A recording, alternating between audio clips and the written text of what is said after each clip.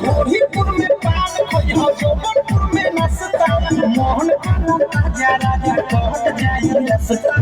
आवा जाता रहो आवा जाता रहो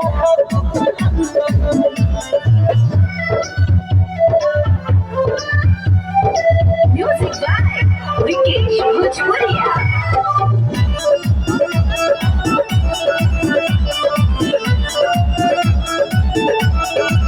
चोली बाजार में बोली न बोली है लहंगा नगर बाबी में गलिया गली में मोलिया सा